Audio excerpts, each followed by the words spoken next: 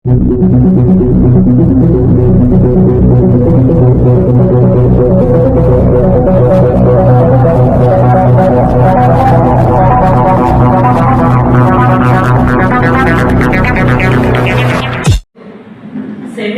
Conductor అని ఒక కొత్త పరిశ్రమను తీసుకొని వచ్చి దీనివల్ల 14,000 కోట్ల పెట్టుబడులు రావడానికి మన రాష్ట్రానికి ముందుకు రావడం జరిగింది. చూడండి అమ్మా, గతంలో ఇలాంటి సెమీ కండక్టర్ రావడము ఎక్కడో మనం అమెరికా, చైనా, తైవాన్, జపాన్ లాంటి ఇట్లా దేశాలకు వచ్చింది, కానీ మన భారతదేశంలో మాత్రం ఎప్పుడు రాలేదు. ఇప్పుడు కూడా వచ్చే ఈ పరిశ్రమను కూడా ఉత్తరప్రదేశ్ తీసుకెళ్లాలని చూస్తున్నారు. కానీ మన ముఖ్యమంత్రి గారు అలాగే మన లోకేష్ బాబు గారి చొరవతో, కృషితో మన ఏపీకి రావడం చాలా గర్వించదగ్గ విషయం. అది కూడా మన ఓర్వకల్ల మండలంలో, నా నియోజకవర్గంలో రావడం కూడా నేను చాలా సంతోషపడతా ఉన్నా. అలాగే భరత్ గారు మనకి కూడా కర్నూలులోనే ఇండస్ట్రియల్ మినిస్టర్గా ఉన్నారు. వాళ్ళందరి కృషితో మనకి ఈ రోజు మన ఓర్వకల్లు మండలానికి ఇంత పెద్ద ఎత్తున పెట్టుబడులు వచ్చి దానివల్ల స్మార్ట్ ఇవన్నీ మనము ఉపయోగించుకోవడానికి అవకాశం వస్తాం. ఇప్పుడు మనము లిఫ్ట్ ఎక్కుతాం, లిఫ్ట్ ఎక్కితే అది మనము సెకండ్ ఫ్లోర్ పోవాలా, థర్డ్ ఫ్లోర్ పోవాలా అనేది చిన్నది. మనం థర్డ్ ఫ్లోర్ పోవాలంటేనే ఎవరో ఒకరు సెకండ్ ఫ్లోర్ లో నొక్కింటారు.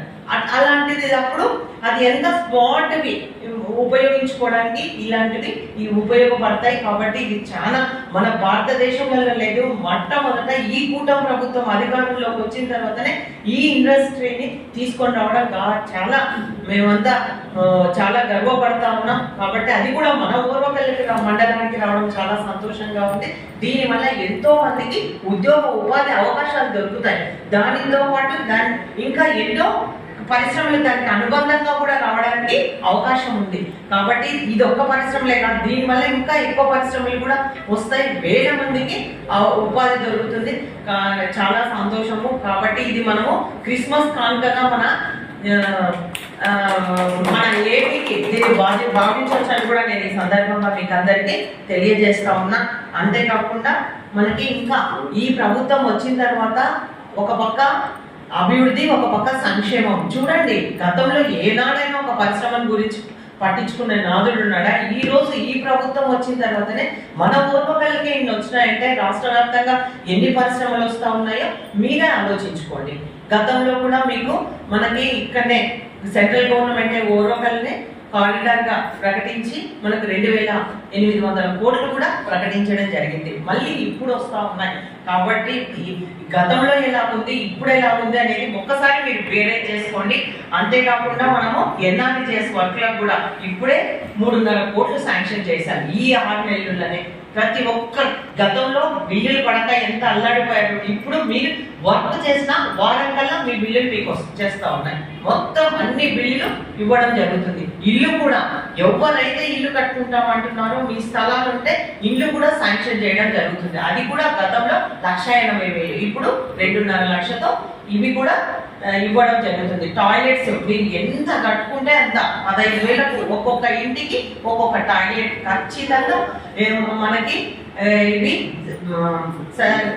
టాయిలెట్స్ కూడా శాంక్షన్ చేయడం జరుగుతుంది. ఇందాక ఆమె లొద్దిపల్ల ఎంపీటీసీ గారు కమ్యూనిటీ టాయిలెట్స్ కావాలని కోరడం జరిగింది. కానీ గతంలో సుప్రీంకోర్టే వీటిని రద్దు చేసింది. ఇవి ఆరోగ్యానికి హానికరము, ఇవి ఉండకూడదని. మనకు పాతకాలం నుంచి ప్రతి పల్లెలో ఉన్నాయి, అందరం చూసినట్టు. కానీ దాన్ని పూర్తిగా పడగొట్టి ఒకే చోట ఎవరి ఇళ్ళకి స్థలం ఉంటే ప్రతి ఒక్కరికి ఒక ఇంటి టాయిలెట్స్ శాంక్షన్ చేయడం జరిగింది. ఇంకా అలాగనే కాకుండా కమ్యూనిటీ టాయిలెట్ కావాలని కోరుతా ఉన్నారు.